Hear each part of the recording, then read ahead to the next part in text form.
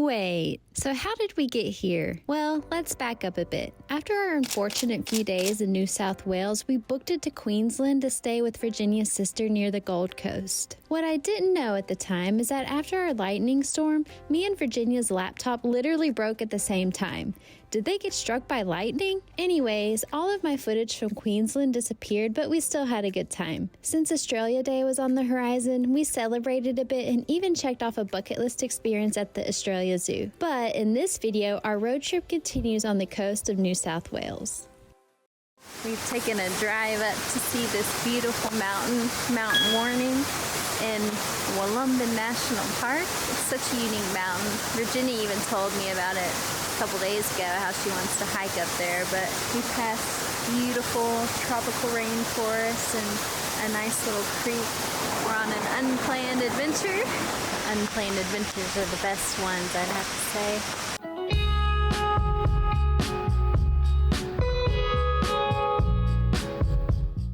Stop in Nimbin, the hippie capital of Australia. See the surroundings, we're still in the beautiful rainforest type of landscape. Back to our trusty tent. Fire, table, gin, and we trying this thing out. So that right there was a paddy melon. It's basically like a really tiny kangaroo or like a rodent. It's super cute, it hops like a kangaroo. But there's tons of them in this little campground. We're at the Whian State Conservation Area at this Rummery Campground. It's a beautiful little spot. There's waterfalls all through the park and a beautiful river. It's very tropical. We're gonna have a nice cool night tonight. We've arrived about like 6:30. We came from Nimbin, and we're gonna have a good night. So this is cool. This campground is for the Aboriginal people. How awesome is that? It's a pretty cool campground. So I don't think I've ever mentioned this before, so Jen has taught me a little bit about the Aboriginal history, and that there were hundreds of different tribes here in Australia many years ago. Obviously the English colonizers came in and like basically destroyed all the different traditions and stuff, so it's kind of sad, but it's interesting to learn about how Australia used to be. Noodles for dinner. Yum. Give me extra juice, appreciate it. I gave these all as much juice as I could get on there. There's a Koala right over here. He's massive. Are they normally that big? Bigger. On the loo, they have a sign about them. Don't leave food out. Now imagine, kids, you're in the loo, you're taking a dump in the morning, and the big bloke comes to you and takes a snatched into you. What are you gonna do? This campground has a couple of waterfalls, so we're coming to see Minion Falls. It's a quick walk. Let's see how it looks. That's crazy. Palms are sweaty, knees weak, arms are heavy. Today we're at Byron Bay.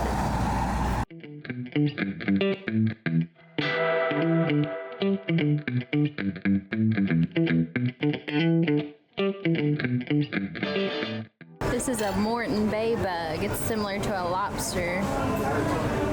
This is half of it, obviously. We just had fish heads, Byron Bay for lunch. Delish. 10 out of 10 would recommend. We're coming up to Byron Bay Lighthouse. It's on the coast, obviously. It's a really beautiful view of the ocean and the beach behind it, and the mountains.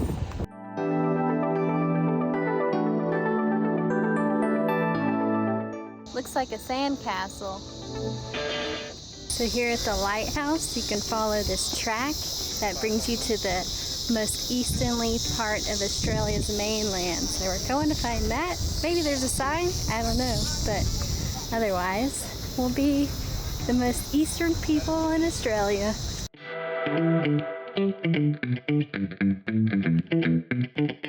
The most eastern person in Australia. Found an Australian big thing. The bigger they are, the harder they fall. Morning. We found a campsite last night on the beach.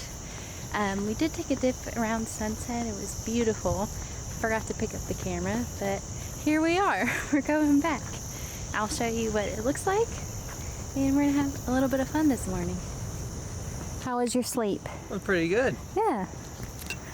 I think he's starting to like camping. No. The beaches of New South Wales, my friends. There's some surfers out there too. Oh, he's performing for the camera. This one is.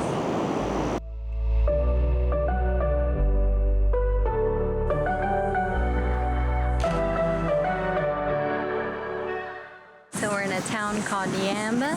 There's these beautiful pools right off of the ocean where you can swim, and the ocean even makes a little tide pool. We found a nice shaded spot. The story behind this, they used to mine goldstone here, and then they hit pockets to where the springs came up out of the ground. So that's what these are. Me and Sam are hanging out in the tide pools. We were sitting over there as the tide was coming in, and it was nice, cool water, almost like a spa, because we were sitting on a rock, and the water was coming in and like making it spa-like. But I'm a bad YouTuber. I didn't grab my GoPro out of the suitcase, and it would be a whole like scavenger hunt for it, but I figured I'd get some on my phone. Jen is somewhere, I think she's in the freshwater pools, which we haven't done too much of. We're enjoying the tide pools, but we might get in a little bit later. They ventured away from the towels. Bets on, will they jump or will they not?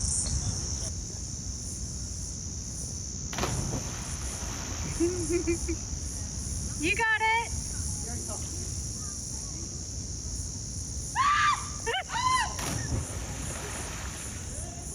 How'd you like it? That was awesome. I can't believe he wasn't scared at all. She chickened out almost. I was like, there's people behind you trying to jump. I was like, you can't go back at this point. The best way going down is literally jumping off the cliff. That's what made me go. Yeah. Over the next few days, we were invited to stay with some of Virginia's family on a farm. Farming is a huge industry in Australia, so it was a pleasure getting to experience a bit of that. At this point, we had been in Australia for over a month, so it was nice having a bit of downtime. We played some bingo, and as always, Sam even won a game. Bingo. But before we knew it, it was time to hit the road again for a very special day and experience. We're going on an adventure, a true Aussie adventure, a surf boat, is that what it's called? Yep. With our friend Jo, who's a rower. I think she's the bronze medalist at the Australian, I don't know. She's something. She's really good. Yeah, she's a good water girl. Here we go. Look at Sam's get up. You just better like leave the belly out. Apparently, we have to wear these for legal reasons. Krakens at Woolgoolga Boat Club, and we're out here having a little crack at the water. Arms away, body rock, slide, pull, feather, arms away, body rock, slide, pull. Just a little feather, Kristen. Arms away, body rock, That's a bit too much. slide, square your blades, drop them in, everybody pull at the same time. You're going really well. I'm just Arms trying away, to... body rock, slide, blades, pull. Yeah, Right, good. let's try and get the movement. Watch the body. And just try and watch my body. Watch the blade. And keep in time. Body, legs.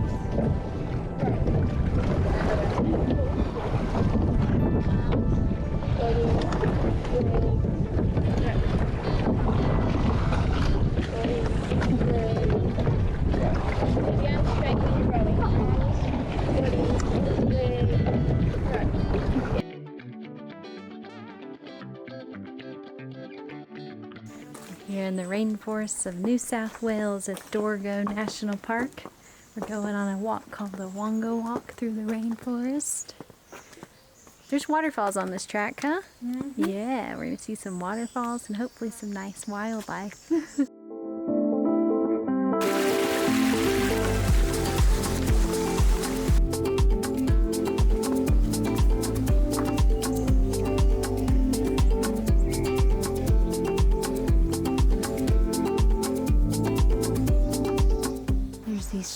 trees here in the forest, and I found a big one to get inside because whenever the vines come and strangle the tree in the middle rots out.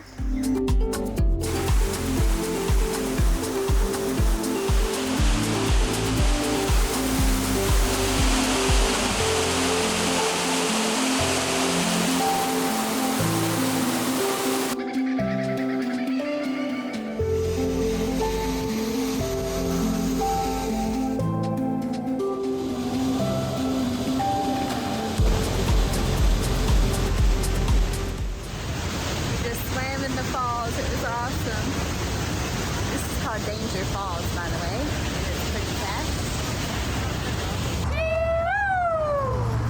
We're in the big banana. What's the banana dance? Eating a banana at the big banana. Banana split with vanilla, nuts, all the good stuff.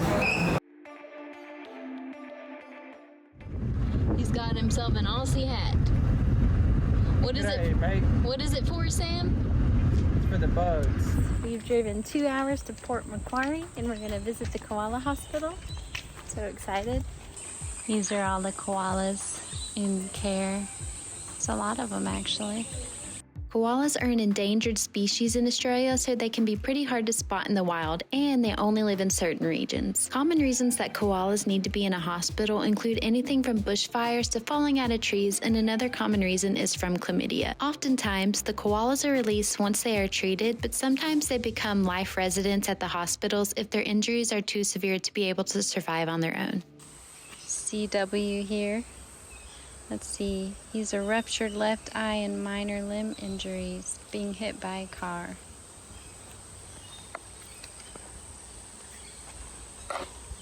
Aww. It's sad because a big problem with koalas are people are building too many houses and taking their trees, so they end up dying off. They're actually possibly will be extinct by 2050, so that's a really sad fact that we learned. Back in the tent again. Don't let him fool you. He loves camping. I love camping. Actually, this is a great time for me. It's a good experience. Today we decided on a beach day. I'm gonna be rocking Sam's Bunnings hat in the water. I probably look so obnoxious to the locals in this hat. It's at least keeping the sun out of my face and shoulders. We're going for another dip.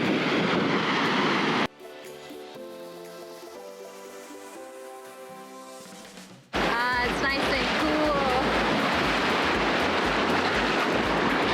It's beautiful water.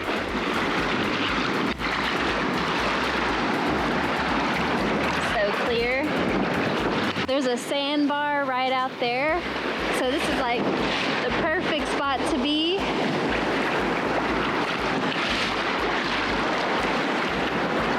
Like we're on a Caribbean island.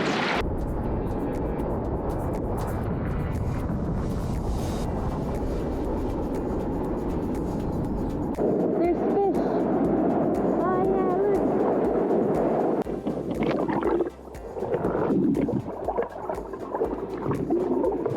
I dip, you dip, we dip. I dip, you dip, we dip. So it looks like there's a current coming in. When I was out there, I felt like I was getting pulled really heavy, so I got out of the water for a minute just to scope it out. So the Australian beaches don't have the flag system like we do in America that tells you the wave strength and stuff, but they do have designated swimming areas, which is the red and yellow flags right over here. I'll show you in a second. So that area is patrolled by the lifeguards and stuff. So you'll see there the red and yellow. This area is the swimming that has the lifeguard watching. And it's usually the calmest part of the beach anyway. Yesterday was a public holiday called Australia Day, and it's basically celebrating it's basically celebrating the colonization of Australia and the the day they basically became a country as we know it today. So we had a beach day yesterday and did that surf thing that you saw, the surf boat. And then we basically booked it to the Koala Hospital. And today we thought we'd come to the beach because we really haven't had a lot of just like relaxed